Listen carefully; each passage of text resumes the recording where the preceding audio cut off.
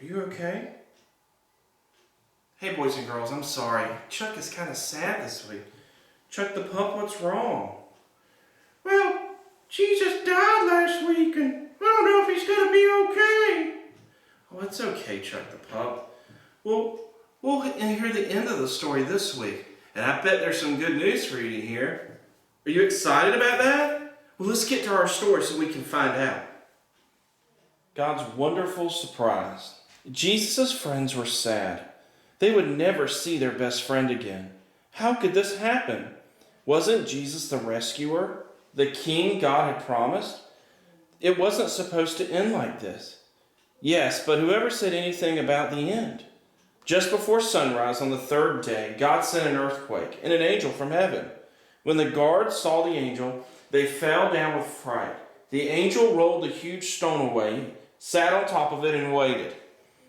See on our book? There's our stone right there. At the first glimmer of dawn, Mary Magdalene and other women headed to the tomb to wash Jesus' body. Here's Mary and the other ladies. The early morning sun slanted through the ancient olive trees, drops of dew glittering on the leaves and grasses, little tears everywhere.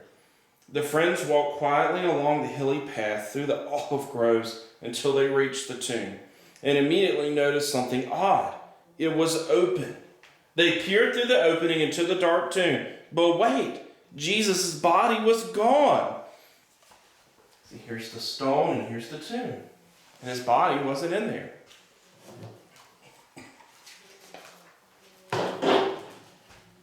And something else. A shining man was there with clothes made from lighting. Don't be scared, the angel said. But they couldn't help it. They screamed anyways.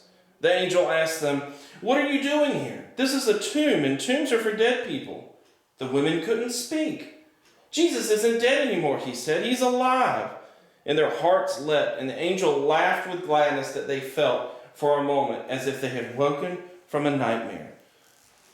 There's the angel, and see the wings, and there's the ladies. They couldn't speak. They were so surprised.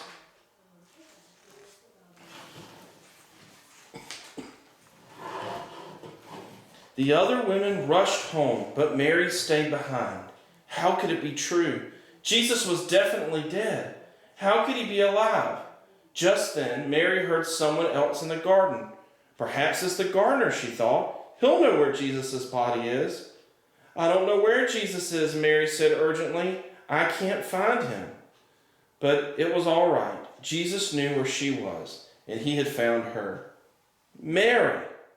Only one person said her name like that. She could hear her heart thumping. She turned around. She could just make out a figure. She shaded her eyes to see and thought she was dreaming, but she wasn't dreaming. She was seeing Jesus.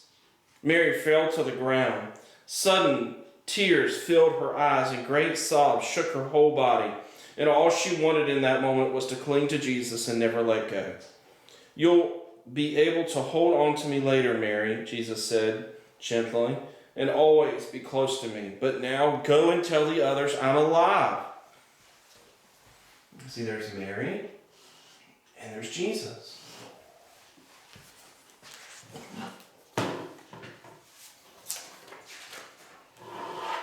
Mary ran and ran all the way to the city.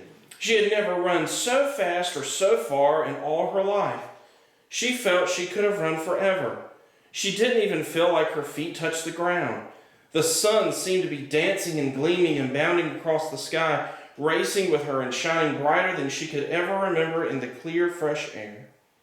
And it seemed to her that morning as she ran, almost as if the whole world had been made anew, almost as if the whole world was singing for joy. The trees, tiny sounds in the grass, the birds, her heart. Was God really making everything come untrue? Was he making even death come untrue? She couldn't wait to tell Jesus' friends. They won't believe it, she laughed. She was right, of course. Oh, are you so happy? Yeah, Jesus is alive. I know you're happy. That's great. Boys and girls, I hope you enjoyed our story today. I know Chuck the Pup did. He's excited. We miss you so much, and we are so thankful that we get to make these videos for you, aren't we, Chuck the Pup?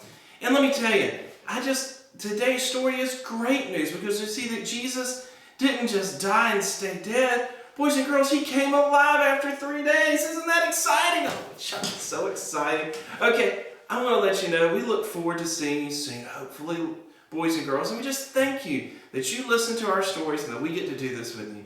You guys take care. And if you have any prayer requests, feel free to send them in to us. We would love to be praying for you. But we hope you enjoy our stories. And we hope you take the time with your parents and with your families and with your grandparents to be thinking through what happened during this time. And that why Jesus had to go to the cross. Because, boys and girls, he had to go to the cross and die to take God's wrath, his punishment for us.